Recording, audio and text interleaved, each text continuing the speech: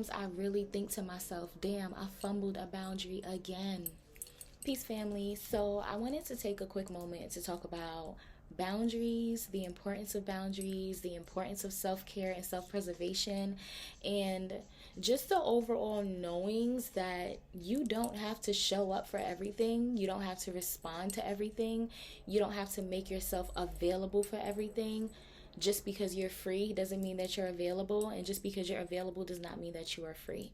And I think really acknowledging and honoring how much you love yourself by by the boundaries that you implement, whether it's boundaries with yourself or the boundaries in other people, like that's where the real growth comes in. That's where self-love comes in. Like, I love myself enough to know that I can't place myself in this situation because it's not healthy.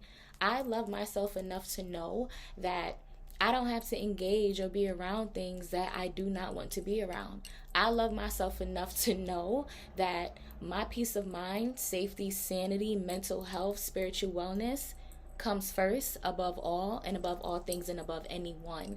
Because if I am not okay as a foundation, I cannot be okay for those around me. If I am not okay and if I am not taking care of myself, I cannot in no way, shape, or form be able to pour into anyone in my life, including, I think, really being able to implement boundaries and stand firm in those boundaries, and have the people in your life honor you and love you enough to know that your boundaries are there to protect you, and your boundaries are there to make sure that you don't burn out and you don't over exhaust energy that you really don't have, and you're exhausting it because you want to people please or you want everyone around you to be happy and satisfied. Make sure you have that health and satisfaction for yourself above all. There was a point in my life where I used to always say, no matter what, I will be there for you. No matter what's happening, I will always be there for you. I will always be available for you. I will always make myself available for you. And essentially, what that translated to was, no matter what I'm going through, I will push that aside and make sure I'm there for you. No matter if I can't, I will. No matter if this doesn't feel right or this doesn't sit right with me, as long as you're okay, I'm going to make sure that you're okay. If I'm not okay, that doesn't matter. I'm still going to be there for you. Essentially, when I used to say, no matter what, I will be there for you, I was literally putting my mental health, wellness, and well-being on the line for the sake of someone else. Because I felt like if I don't show up for this person or for these situations, then that means that I don't really care. Or that means that I don't really love this person or care about this situation. And it's like, I can care and I can love you, but I can do it in a way that doesn't drain me, and I can do it in a way that doesn't take away from myself, and I can do it in a way that doesn't essentially leave me depleted and leaves you full. I think it was a beautiful lesson for me to be able to speak my boundaries and learn my boundaries and love myself enough to implement these boundaries, and to love myself enough to say, hey, I can't answer the phone right now because I just don't feel like talking, but I'm cool with texting. Hey, I don't feel like going to this event today, but I can hang out with you in another setting. Hey, I just don't feel like it. Like, I think one of my strongest boundaries and words was the beauty and art of saying no.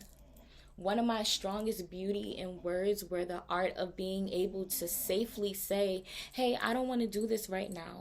Hey, I can't do this right now. Hey, I don't have the space to hold right now. I love you so much, but in this moment, I need to take some time for me. I need to make sure that I'm okay. And the beauty with that is the people that are around you will and should and hopefully be able to pour into you when you're not at your highest. Like, when you're not feeling your best, the people that you constantly pour into should be able to return that love to you tenfold, without question, with positive intention. Like, if they're in a space to do that the same way that you fill them up so much, they should be able to return that to you. And I think that's also the beauty of implementing boundaries and knowing when you can't and honoring when you can't. I think one lesson that constantly reappears through this journey, and as I continue to journey as a spiritual being having a human experience, I think if it's one lesson that constantly rains on me is to be intentional. To be intentional about everything that I do, say, every interaction that I have, every conversation that I have, everything that I involve myself in, every room that I walk into, every person that I meet, every heart that I touch, to be intentional. And if I can't do things from my heart space, like my entire heart space, then it's not for me.